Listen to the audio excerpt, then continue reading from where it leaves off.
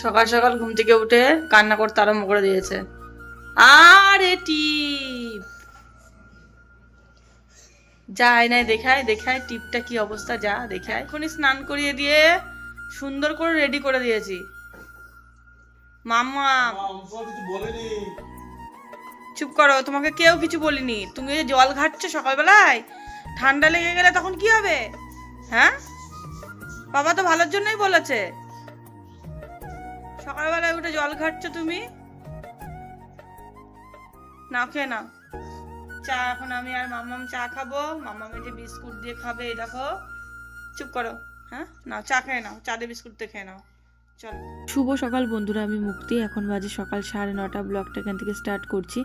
আজকে জানো তো বন্ধুরা, আমি এত বড় একটা ভুল করে ফেলেছি, মানে ভুল বলাও চলে না, ভীষণ বড় একটা ক্ষতি করে ফেলেছি মাম্মামের।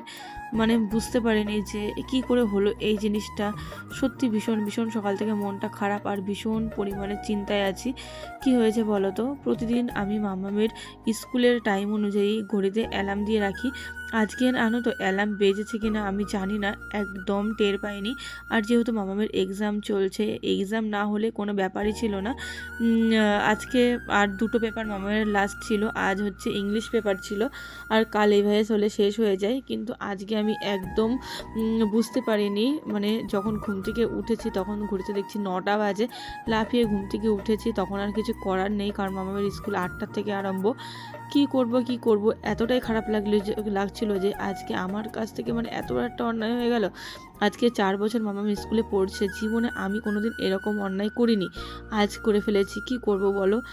তো কিছু আমার করার নেই। ওর পাপা যাবে মামা ম্যাডামের সঙ্গে কথা বলতে স্কুলে, যদি এক্সামটা পরে নেওয়া হয় তাহলে তো ভালোই, আজ না নেওয়া হয় তাহলে আর কি করব। সত্যি এতটাই খারাপ লাগছিল আজকে আমাদের সবার সকালবেলা ঘুম থেকে উঠে, যে কি বলবো। কালকে রাতে আমি আটা মেখে রেখেছিলাম যে সকালবেলায় মাম্মামকে টিফিনে রুটি করে দেবো, খেয়ে যাবে। তো সেটা তো আর হলো না, আর বেলা করে ঘুম থেকে ওঠা হয়েছে। তো সেই আটাটাই আমি দেখছিলাম, বরকে বলছিলাম যে দেখো তো ঠিক আছে কিনা। তো বললো হ্যাঁ ঠিক আছে, রুটি করো। তো সেই মাখা আটাটাই এখন রুটি করে নিলাম। আর কালকের অনেকটা তরকারি ছিল আলু পটলের, কেউ খেয়েছিল না, সেই তরকারিটা গরম করে নিলাম। আর বেছে বেছে আলু দিলাম আর রুটি ছিলে দিলাম। মাম্মাম বসে বসে এখন খাচ্ছে। এটা কি কি হয়ে গেছে? মুন্ডু কই, মাথা কই? মাথা খুলে গেল তো, মনাটার মাথাটা খুলে গেছে বাবা। কি? হ্যাঁ হ্যাঁ হ্যাঁ, দেখেছি। মনাকে আদর করে দাও, ওর লেগেছে, আদর করে দাও। মনা কাঁদছে তো। সমস্ত কাজকর্ম সেরে স্নান করে রেডি হয়ে এখন যাব হচ্ছে ডাক্তারের কাছে। তোমাদেরকে বলেছিলাম আগের ভিডিওতে যে আমি ডাক্তারের কাছে গেছি, আমার ব্লাড টেস্ট করতে দিয়েছিল। একটা রিপোর্ট দিয়েছিল আর একটা রিপোর্ট দিয়েছিল না, সেই রিপোর্টটা আজকে আনতে যাচ্ছি। আর তাড়াহুড়ো করে স্নান করেছি আর শ্যাম্পু করেছি, তার জন্য চুলটা ভেজা ছিল, ভেজা চুলি বেঁধে নিয়েছি। মামামের কাণ্ড দেখো, 2 পায়ে 2টো জুতো পরেছে, মানে 2 রকম জুতো পরেছে, ইচ্ছে করেই পরেছে দেখো। আর খুলছে দেখো কিভাবে, ইচ্ছে করেই পরেছে। পরে আমাকে বলছে কোনটা পরবো তাহলে বলো। চলো আসো, ওইদিকে কেন? কাঁচরা ফেলতে গেছে। চলো, লিফটে কারেন্ট নেই, সিঁড়িতে চলো।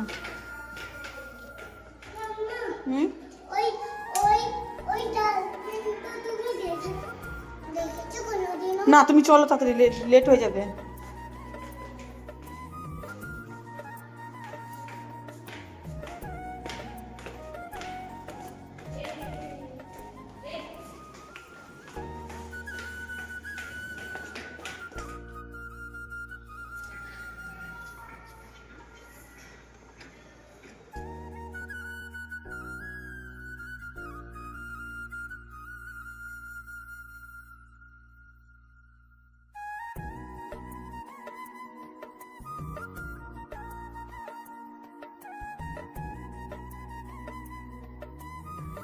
চলে এসেছি ডাক্তারের কাছে, এসে দেখছি ডাক্তার এখনও আসেনি। আর ততক্ষণ পর্যন্ত আমরা অপেক্ষা করছি। আর এখানে দেখো মাম্মাম এসে পুরো 2টো চক্কর ঘুরে এসে নিয়ে তারপরে এই যে বসলো। এসে কোথাও ঠিক থাকে না। দেখতে পাচ্ছ তোমরা কি করছে, একবার দৌড়ে ওই পাশে যাচ্ছে, একবার দৌড়ে এই পাশে আসছে। দেখো ওখানে থেকে বারবার ওরকম লাফিয়ে লাফিয়ে উপরে উঠছে, আবার লাফিয়ে লাফিয়ে নিচে নামছে, এটাই ওর কাজ।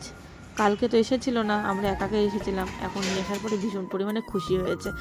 তো বসে আছি, দেখা যাক ডাক্তার কতক্ষণে আসে। বাড়িতে এসে রান্না করে নিলাম, এখানে ভাত রয়েছে আর করেছি হচ্ছে কুমড়োর পাতা ছিল, সেই পাতা দিয়ে কুচি কুচি করে কেটে নিয়ে বড়া করেছি, ভেন্ডি ভাজা, এখানে শসা কেটে রেখেছি, আর ফুলকপি আলু দিয়ে তরকারি করেছি। আর সমস্ত রান্নাবান্না করে রান্নাঘরটাও কিন্তু আমার পরিষ্কার করা হয়ে গেছে। এই দেখো দেখতেই পাচ্ছ গ্যাস, রান্নাঘর মোছা হয়ে গেছে, শুধু এই যে অল্প কটা কড়াই, মানে একটা কড়াই আর একটা থালা আছে, আর কিছু বাসন মেজেও নিয়েছিলাম। তারপর এখন বর চলে এসেছে, মামামকে খাওয়ানো হয়ে গেছে, মামামের পড়া আছে, আর এখন বেজে গেছে কিন্তু 4টে, আমাদেরও ভাত বেড়ে নিয়েছি। তো চলো বন্ধুরা, আজকের আমার এই ব্লগটি কেমন লাগলো তোমরা কিন্তু অবশ্যই জানিও। টাটা।